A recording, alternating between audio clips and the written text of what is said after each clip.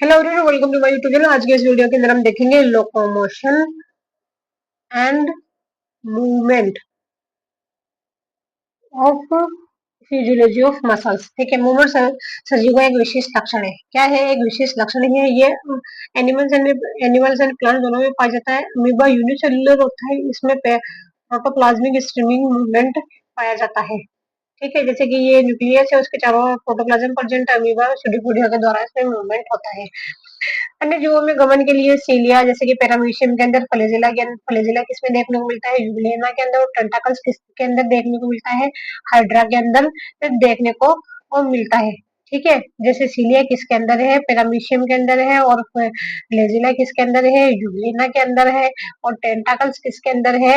Hydra के अंदर है। किसके लिए? मूवमेंट के लिए। ह्यूमन में लिम्स, जो, टंग, मूवमेंट ऑफ आईलिड, कुछ मूवमेंट में लोकोमोशन या पोजीशन चेंज हो जाती है, ये वॉलंटरी इवोल्यूटरी मूवमेंट होते हैं। इसमें लोकोमोशन, इसे लोकोमोशन कहते हैं। जैसे है कि वॉकिंग है, रनिंग है, फ्लाइंग है, स्विमिंग है और क्लाइंबिंग है। इसमें क्या हो जाता है? पूरा का पूरा मूवमेंट ही चेंज हो जाता है। ये वॉलंटरी मूवमेंट कहलाता है। ठीक है, पोजीशन चेंज हो जाती है। जो जिसे क्या कहते हैं? वॉलंटरी मूवमेंट कहते हैं। एक जगह से दूसरी जगह जाना। लोकोमोशन प्लांट में जो वो नहीं होता, क्योंकि वो इस तरह ही रहते हैं। All locomotion are movement. सारे के सारे लोकोमोशन क्या है? मूवमेंट है, but all movement are not locomotion.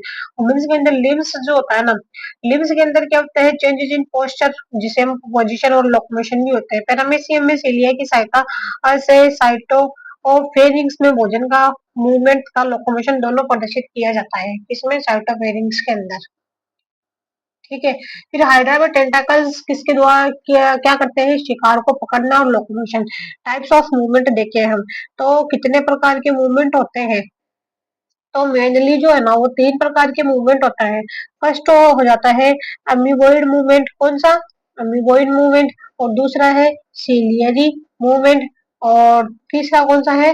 Muscular movement. तो अब हम बात करें अमीबोइड मूवमेंट।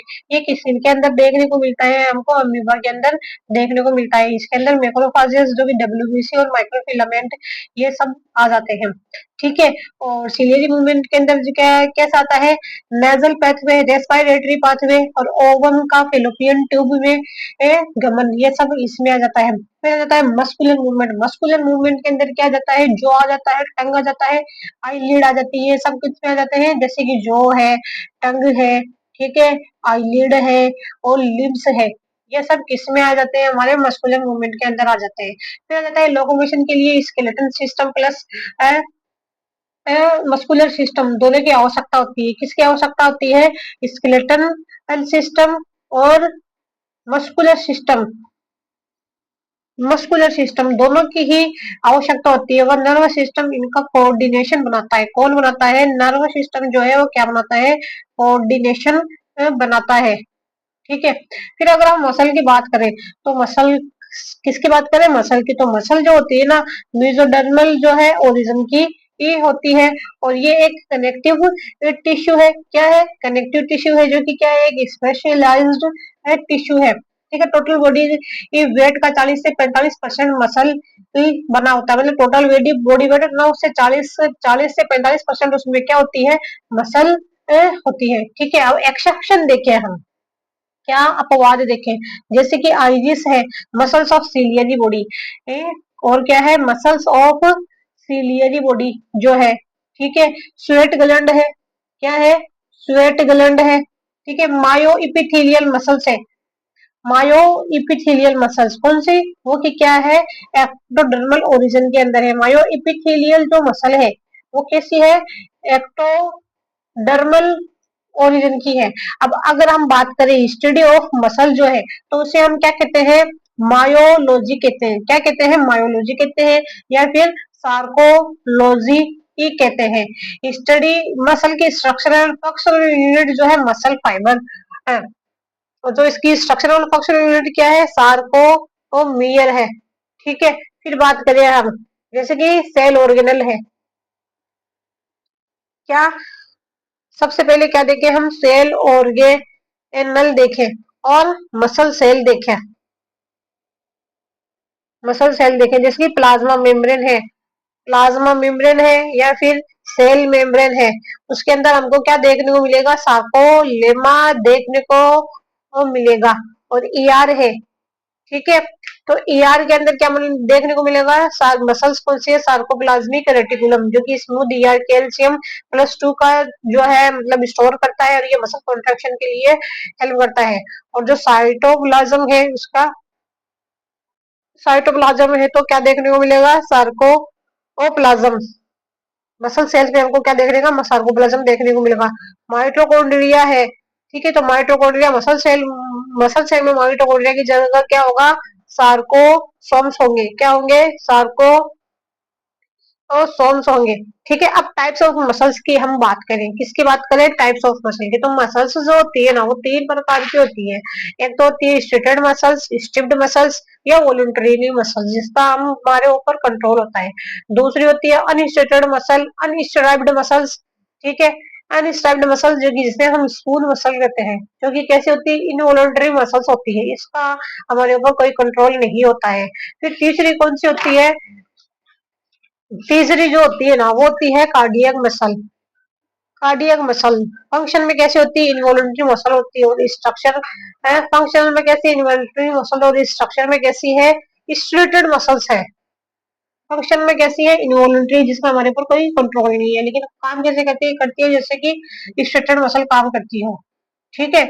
तो कितनी प्रकार की बताई थी हम, मैंने आपको मसल्स बताई थी 3 प्रकार की। इसमें से फर्स्ट कौन से आ जाती है, स्ट्रेटेड मसल, ठीक है, जिसे हम स्ट्राइप्ड मसल भी कहते हैं। क्या कहते हैं, स्ट्राइप्ड मसल भी कहते हैं। और ये कैसे मसल्स है, यह एक वॉलंटरी मसल्स है। फिर दूसरी मैंने कौन सी बताई थी आपको, मैंने बताई थी अनस्ट्रेटेड मसल्स। कौन सी बताई थी, अनस्ट्रेटेड या अनस्ट्राइप्ड मसल। अनस्ट्रिप्ड मसल, मसल्स जो कि क्या है, स्मूथ मसल है, जो कि कैसी है, स्मूथ मसल है। और ये क्या है, एक प्रकार की इनवॉल्यूटरीली मसल्स है, ठीक है। फिर बाद में थर्ड नंबर में मैंने बताई थी कार्डियक मसल्स आपकी, ठीक है। कार्डियक मसल्स फंक्शन में कैसी है, इनवॉल्यूटरीली मसल्स है। फंक्शन में कैसी है, मतलब इनवॉल्यूटरीली मसल है, लेकिन काम करने की दृष्टि से अगर हम देखें तो वो कैसे है, और सॉरी स्ट्रक्चर की दृष्टि से अगर हम देखें तो वो कैसी है, एक स्ट्रेटेड मसल्स है। कैसी है,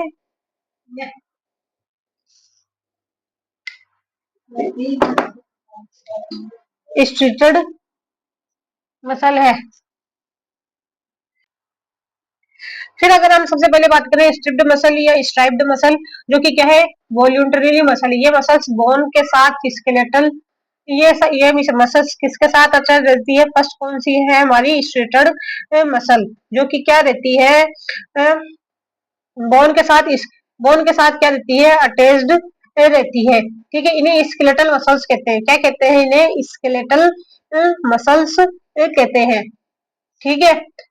इन मसल पर स्ट्राइप्स या बैंड्स पाए जाते हैं। क्या देखने को मिलते हैं, स्ट्राइप्स या फिर बैंड्स हमको इसके ऊपर देखने को मिलते हैं। क्या, स्ट्राइप्स या फिर बैंड्स देखने को मिलते हैं। इन मसल्स पर स्ट्राइप बैंड, इन मसल्स की एक्टिविटी पर नर्वस सिस्टम का वॉलंटरली कंट्रोल होता है। किसका कंट्रोल होता है, नर्वस सिस्टम का वॉलंटरली इसके ऊपर क्या होता है, कंट्रोल होता है, ठीक है। और ये कैसी होती है, ये ब्रांच्ड होती है, ठीक है। मसल्स वॉलंटरी है, ये देख लिया हमने, वॉलंटरी मसल है। ये मसल मल्टी न्यूक्लिएटेड होती है। कैसी होती है, मल्टी न्यूक्लिएटेड होती है, ठीक है। मल्टी न्यूक्लिएटेड जिसे हम सिंसेशन कंडीशन भी कहते हैं। इनकी सार्कोलेमा में कोलाजन फाइबर्स प्रचुर मात्रा में पाए जाते हैं। इनका जो सार्कोलेमा है ना, यानी कि जो साइटोप्लाज्म है, ठीक है, उनके अंदर हमको हाई अमाउंट में क्या देखने को मिलेगा, कोलाजन फाइबर जो है वो हाई अमाउंट के अंदर देखने को मिलेगा। मायोसिन एक्टिन से ज्यादा होता है। मायोसिन की अमाउंट किससे ज्यादा होती है, एक्टिन से। मायोसिन एक्टिन से ज्यादा होता है, मायोसिन एक्टिन से ज्यादा होता है, इसी कारण मसल में वॉलंटरी नेचर होता है। मायोसिन क्या है, एक्टिन से ज्यादा है, जिसकी वजह से क्या है, ये वॉलंटरली इन नेचर की है। इनमें फटीग, मायोसिन क्या है, एक्टिन से ज्यादा है, जिसकी वजह से ये क्या है, वॉलंटरी नस्ल की है। इसमें इनमें थकान, फटीग आती है, मतलब ये तो फटीगनेस जो है इस मसल में हमको देखने को मिलती है। ठीक है। जैसे कि ये सार्कोप्लाज्म, सार्कोलेमा है, सार्कोलेमा के अंदर हमको क्या देखने को मिलेंगे, कोलाजन फाइबर्स देखने को मिलेंगे। सार्कोसोम्स है जो कि किसका काम करेंगे, माइटोकॉन्ड्रिया का काम करेंगे। ठीक है, फिर इसके अंदर बेंड्स है, स्ट्राइप्स है और ये मल्टी न्यूक्लिएट है। न्यूक्लियस की जो संख्या है वो 100 से ज्यादा है और जो मतलब कैल्शियम को स्टोर करता है ना, वो जो स्ट्रक्चर है वो कौन सी है हमारी इसके अंदर, वो है सार्कोप्लाज्म। और ये जो मसल्स है इसको हम क्या कहते हैं, स्केलेटल या स्ट्राइप्ड मसल्स कहते हैं। फिर दूसरे टाइप की हमारी जो मसल्स आ जाती है ना, वो कौन सी मसल है, वो है हमारी अनस्ट्राइप्ड। दूसरी कौन सी है, अनस्ट्राइप्ड। ठीक है, अनस्ट्राइप्ड या फिर अनस्ट्रिक्टेड, अनस्ट्रिक्टेड। ठीक है, और इनवॉल्यूंटरीली मसल, ये क्या है हमारी स्मूथ मसल्स है। ये मसल्स जो होती है ना विसरल ऑर्गन में पाई जाती है। कहाँ पे पाई जाती है, विसरल ऑर्गन जो है ना हमारे, वहां पर हमको ये देखने को मिलती है।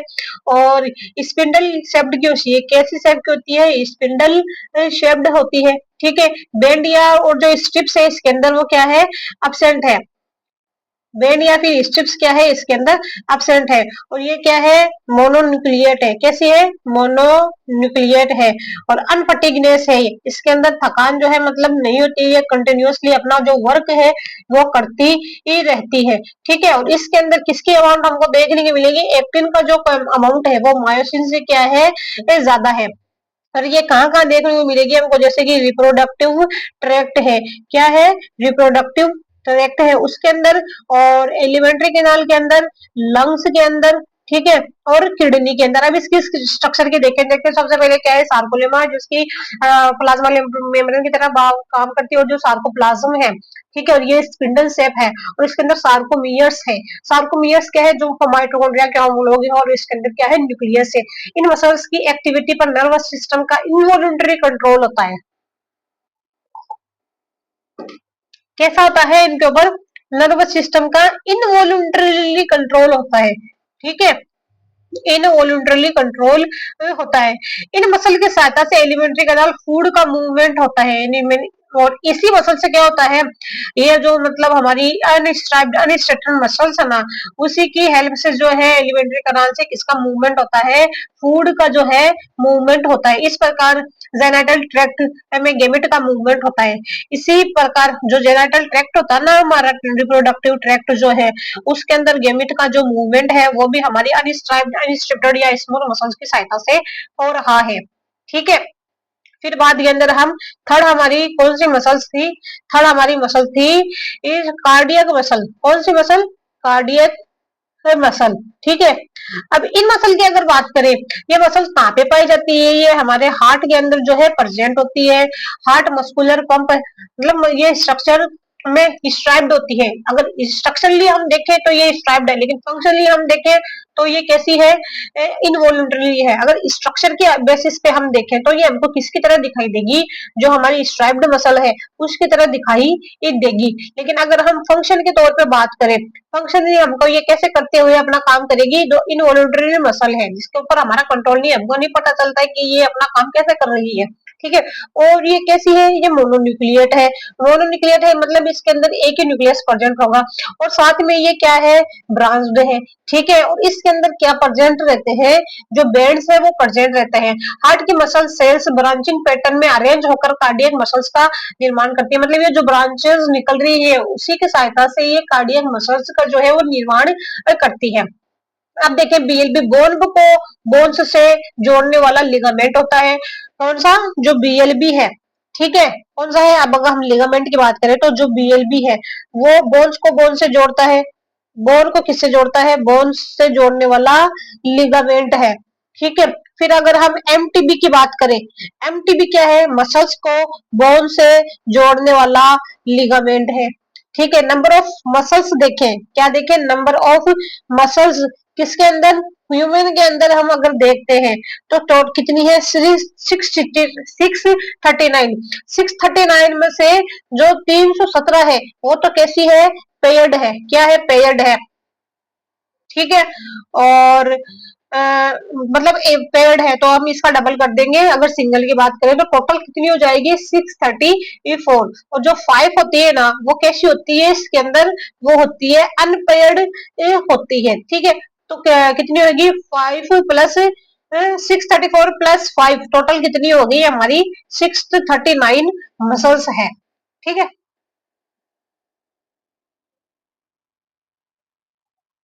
अब देखो एक्स मसल्स की संख्या जो नहीं बढ़ती है, मसल्स की साइज बढ़ती है, मतलब मसल की जो संख्या है ना वो नहीं बढ़ती है, संख्या जो नंबर है इसके फिक्स रहते हैं, लेकिन इसका जो साइज है वो जो है मतलब बढ़ता आ रहता है। ठीक है, इसे मसल से हाइपरट्रॉफी कहते हैं। क्या कहते हैं? मसल हाइपरट्रॉफी कहते हैं। क्या कहते हैं? मसल हाइपरट्रॉफी, जिसमें उसका नंबर नहीं बढ़ता है।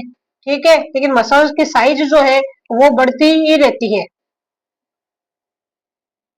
हाइपरट्रोफी ये कहते हैं। पेरिपेटिस of muscle excitability, contractile muscles and nerve दोनों में क्या है? प्रेजेंट है। इलास्टिसिटी एक्सटेंसिबिलिटी जो है सिर्फ और सिर्फ मसल्स के अंदर देखने को मिलती है। ठीक है, पेरिपेटस प्रॉपर्टीज अगर हम देखें मसल्स की, किसकी? मसल की अगर हम प्रॉपर्टीज देखें, प्रॉपर्टीज ऑफ मसल्स, तो इसके अंदर क्या है? एक्साइटेबिलिटी, ठीक है, और contractile, contractile muscle and nerve दोनों के अंदर ये क्या होती है? प्रेजेंट रहती है।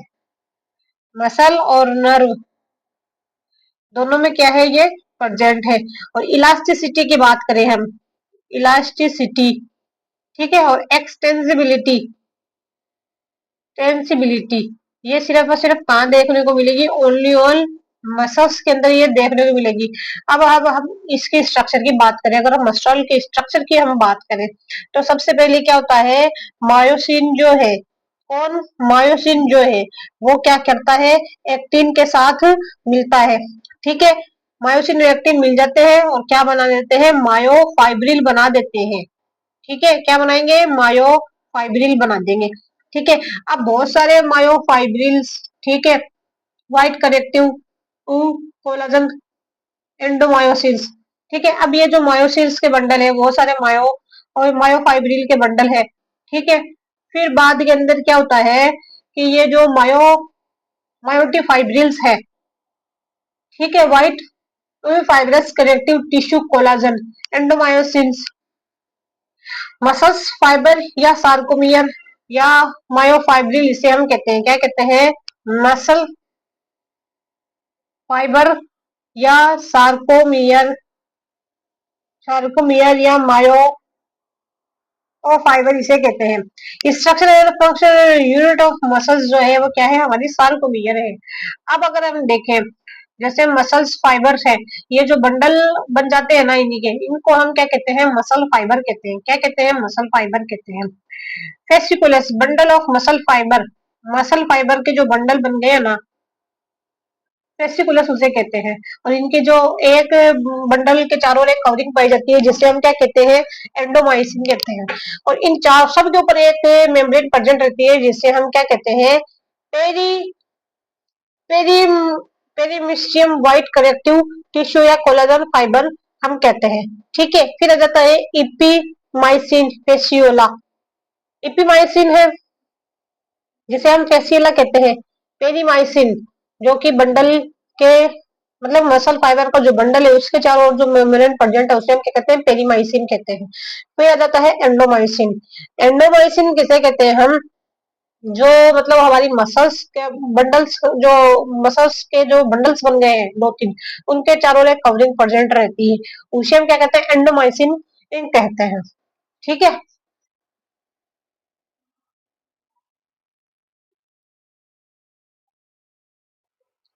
देखो अब इसमें हम इसके स्ट्रक्चर की बात करें तो सबसे पहले कहता है मायोसिन और एक्टिन जो है मिलकर के क्या बना लेती है? मायोफाइब्रिल बनाते हैं। अब ये बहुत सारे मायोफाइब्रिल एक्टिवेट हो जाते हैं, ये मतलब बंडल के फॉर्म में प्रेजेंट रहते हैं अलग अलग, और इनके चारों तरफ एक मेम्ब्रेन पाई जाती है जिसे हम क्या कह देते हैं? दो बंडल, तो इसे हम क्या कहते हैं? मायोटिफाइब्रिल्स, और इनके चारों तरफ एक मेम्ब्रेन पाई जाती है जिसे हम एंडोमायोसिन कहते हैं। ठीक है, मसल फाइबर या साइटोमियर मायोफाइब्रिल। अब ये क्या है? स्ट्रक्चरल फंक्शनल यूनिट है। फिर बाद के अंदर क्या होता है? बहुत सारे बंडल्स हैं, वो उनके चारों तरफ एक जो मेम्ब्रेन पाई जा रही है और उन्हें हम क्या कहते हैं? एंडोमायोसिन। और जो दो एंडोमायोसिन को हम क्या कर देते हैं? मसल फाइब्रिल कहते हैं। और इनकी जो मेम्ब्रेन रहती है इसे हम पेशी कहते हैं। क्या कह देते हैं, एंडोमाइसिन कह देते हैं, फेसी है, और बहुत सारे बंडल के चारों तरफ जो मेम्ब्रेन प्रेजेंट है उसे हम क्या कहते हैं, पेरीमाइसियम। पेरीमाइसियम जो है और उसमें फेसिया बहुत सारा जो मेम्ब्रेन है उसे हम क्या कहते हैं, एपिमाइसिन कहते हैं। एक्टिन और मायोसिन मिलकर के क्या बनाते हैं, मायोफाइब्रिल भी बनाते हैं। मायोफाइब्रिल का समूह जो है मसल फाइबर या सार्कोमियर। एक्टिन और मायोसिन मिलकर के क्या बना देते हैं, मायोफाइब्रिल बना देते हैं। मायोफाइब्रिल का समूह मसल फाइबर या सार्कोमियर साइकोमाई साइक्रो सैक्रोमियर या मायो और फाइबर कहलाता है। मायोफाइब्रिल के ग्रुप के चारों ओर व्हाइट, मायोफाइब्रिल का जो ग्रुप है उसके चारों एक fibrous connective tissue collagen tissue की लेयर बन जाती है। यह मसल फाइबर या सार्कोमियर का निर्माण करती है। क्या करती है, मसल फाइबर या सार्कोमियर का निर्माण करती है। इस कवरिंग को हम क्या कहते हैं, एंडोमाइसियम कहते हैं। ठीक है। मसल फाइबर के ग्रुप के चारों ओर कनेक्टिव टिश्यू मसल फाइबर के ग्रुप के चारों ओर कनेक्टिव टिश्यू का आवरण बन जाता है। इसे हम क्या कहते हैं, पेरीमाइसियम कहते हैं। कि मसल फाइबर के ग्रुप के चारों ओर कनेक्टिव टिश्यू का एक आवरण बन जाता है, इसे पेरीमाइसियम कहते हैं। ठीक है। Perimysium white connective tissue collagen fibre की लेयर बन जाती है तथा जिसे मसल फाइबर के साइकोमियर का निर्माण इसे कवरिंग के एंडोमेस फिर मसल फाइबर के ग्रुप के चारों ओर कनेक्टिव टिश्यू का एक आवरण बन जाता है, इसे हम पेरीमाइसियम कहते हैं। तथा इस ग्रुप को फेसिकुलस या बंडल ऑफ मसल फाइबर या बंडल मसल बंडल कहते हैं।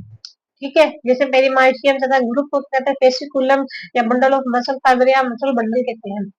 अब मसल बंडल के ग्रुप के चारों ओर फाइब्रस कनेक्टिव टिश्यू का मसल अब क्या है, मसल बंडल के ग्रुप के चारों ओर फाइब्रस कनेक्टिव टिश्यू का आवरण बन जाता है।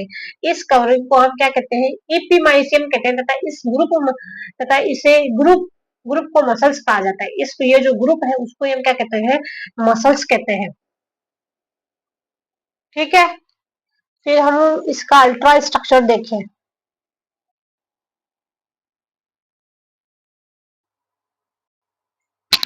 फिर इसके बारे में अगर हम स्ट्रक्चर देखें तो मसल मसल बंडल जो फेसिकुलस है उसमें fibrous connective tissue fascial epimysium fascia fascia perimysium fascia जिसे हम फेसिया जो होता है एक फेसिया के अंदर देखें तो उसकी मेम्ब्रेन जो होती है पेरीमाइसियम होती है।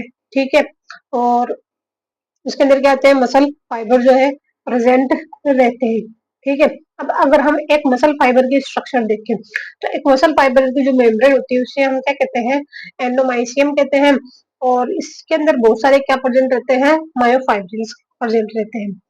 अब अगर हम मायोफाइब्रिल देखें तो मायोफाइब्रिल के अंदर क्या होता है, एक्टिन होता है, मायोसिन होता है। एक्टिन कितने होते हैं, नंबर में 3000 होते हैं जो 3 फिलामेंट बनाते हैं। और मायोसिन कितने होते हैं, 1500 होते हैं जो कि क्या बनाते हैं, हमारे 6 फिलामेंट बनाते हैं। एक एक्टिन के चारों ओर 3 मायोसिन प्रेजेंट रहती है और एक मायोसिन के चारों ओर 6 एक्टिन प्रेजेंट रहते हैं। ठीक है। अब अगर ये स्ट्रक्चर देखें हम, structure of muscle fibre sarcomere microfibril. Microfibril thick filament से, माइक्रोफाइब्रिल जो होता है ना, एक्टिन यानी कि थिन, और जो थिक है मायोसिन फिलामेंट से मिलकर के बना होता है। अनेक मायोफाइब्रिल्स मसल्स इस सेल में समानांतर रूप से मतलब इक्वली जो है अरेंज रहते हैं। एक्टिन और मायोसिन जो है मिलकर के क्या बनाते हैं, मायोफाइब्रिल बनाते हैं। मायोफाइब्रिल जो है मायोफाइबर बनाते हैं जिसे हम सार्कोमियर मसल फाइबर कहते हैं। और ये मिलकर के क्या बनाते हैं, fasciculus bundles of muscle fibre और मसल बंडल बनाते हैं जिसे हम मसल्स कहते हैं। अब अगर हम स्ट्रक्चर देखें तो जो मसल्स सेल्स जो रहती है उसके मेम्ब्रेन को हम क्या कहते हैं, सार्कोलेमा कहते हैं। ठीक है। और उसके अंदर जो लिक्विड मटेरियल प्रेजेंट रहता है उसे हम क्या कहते हैं, सार्कोप्लाज्म कहते हैं। अब ये कहती है जो मेम्ब्रेन रहती है वो अंदर की ओर थोड़ी सी इन्वेजिनेट हो जाती है, सार्कोलेमा। ठीक है। फिर इनसे क्या लगते हैं, मायोफाइब्रिल्स निकलने लग जाते हैं। ठीक है। फिर इसमें क्या होता है, जो माइटोकॉन्ड्रिया जो होता है सेल के अंदर प्रेजेंट रहता है, तो जो मसल के अंदर जो प्रेजेंट होता है उसे हम क्या कहते हैं, सेरोसोम्स कहते हैं। ठीक है। और मायोफाइब्रिल्स एक्टिन मायोसिन से मिलकर के बना होता है। ठीक है। फिर देखिए हम जैसे ये सार्कोप्लाज्म सार्कोसोम्स है जो कि माइटोकॉन्ड्रिया का होमोलॉग है, और सार्कोप्लाज्म और इसके अंदर क्या होता है, लॉन्गिट्यूडिनल ट्यूब्यूल्स प्रेजेंट होती है, और टी ट्यूब्यूल्स यानी कि ट्रांसफर ट्यूब्यूल्स प्रेजेंट रहती है, और इसके अंदर क्या प्रेजेंट रहता है, सार्कोप्लाज्मिक रेटिकुलम प्रेजेंट रहते हैं जो कि, और इनका जो टर्मिनल एंड और दी और क्या है सिस्टर्नी, और साथ में क्या था इसमें कैल्शियम प्लस टू जो कि क्या करते हैं, मसल कॉन्ट्रैक्शन के अंदर हेल्प करते हैं। सार्कोप्लाज्म में मायोग्लोबिन जो है प्रेजेंट होता है। यह एक रेस्पिरेटरी पिगमेंट है। क्या है, रेस्पिरेटरी पिगमेंट है। यह प्रोटीन की टर्सरी स्ट्रक्चर को शो करता है। कौन सी स्ट्रक्चर दिखाता है, प्रोटीन की टर्सरी स्ट्रक्चर को दिखाता है। इसमें क्या पाया जाता है, हीमोग्लोबिन पाया जाता है। मायोग्लोबिन ओनली एक ऑक्सीजन मॉलिक्यूल को ट्रांसफर करता है। ये कितने मॉलिक्यूल ऑक्सीजन को ट्रांसफर करता है, सिर्फ और सिर्फ एक ऑक्सीजन के मॉलिक्यूल को ट्रांसफर करेगा। मायोग्लोबिन है, इसके अंदर क्या है, हीम में आयरन और टर्सरी स्ट्रक्चर है, और जब ये ऑक्सीजन एक ऑक्सीजन मॉलिक्यूल के साथ मिल जाता है तो क्या बनाता है, ऑक्सीहीमोग्लोबिन बनाता है। ठीक है।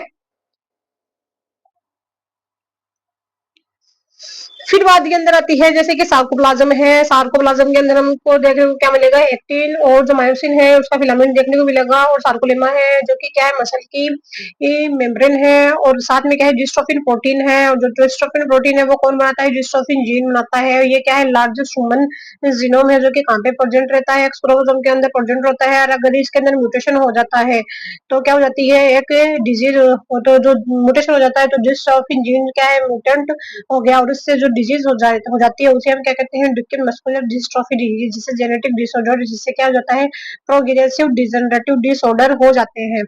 ठीक है। अब हम अगर माइक्रोफाइब्रिल की स्ट्रक्चर देखें, जो थिक फिलामेंट है, थिक फिलामेंट के अंदर हमारा क्या जाता है, एक्टिन है। एक्टिन के अंदर क्या हो जाते हैं, दो एक्टिन, और ट्रोपोमाइसिन और ट्रोपोनिन। ट्रोपोनिन के अंदर की तीन यूनिट होती है, ट्रोपोनिन इनहिबिटरी और कैल्शियम बाइंडिंग और अटैचमेंट वाली। ठीक है। ये ट्राइमर बना होता है, प्रोपेलिन जो ट्राइमर फॉर्म में प्रेजेंट रहती है, और जो थिक फिलामेंट है उसके अंदर क्या होता है, मायोसिन होता है। अब सबसे पहले अगर हम थिन फिलामेंट जिसमें एक्टिन आता है उसकी स्ट्रक्चर देखें, तो एक्टिन का जो मतलब थिन फिलामेंट का मेन कंपोनेंट होता है, कौन होता है, एक्टिन होता है। एक्टिन जो है दो फॉर्म में प्रेजेंट होती है, ग्लोब्यूलर एक्टिन और एफ एक्टिन। ग्लोब्यूलर एक्टिन जो होती है मोनोमर होती है, और जो एफ एक्टिन होती है वो फिलामेंटस फॉर्म में प्रेजेंट होती है। और प्रोफिलिन प्रोटीन का ये हम लोग मतलब प्रोफिलिन प्रोटीन का इसमें पास में बाइंडिंग साइट होती है। ठीक है। जब जी एक्टिन को हम हाई कंसंट्रेशन, जो साल्ट की कंसंट्रेशन है जो ज्यादा बढ़ा देते हैं और पोलीमराइजेशन कर देते हैं, तो क्या होता है, जो प्रोफिलिन जो रहती है ना, वो क्या होती है, रिलीज हो जाती है। किससे रिलीज हो जाती है, जी एक्टिन मोनोमर से रिलीज हो जाती है। तो क्या बनता है, पोलीमराइजेशन होकर के क्या बन जाता है, फिलामेंट बन जाता है, एक्टिन का फिलामेंट बन जाता है। ठीक है। इसी के साथ ये टॉपिक हमारा कंप्लीट होता है। आगे का हम नेक्स्ट नेक्स्ट के अंदर देखेंगे। तब तक के लिए बाय बाय, टेक केयर।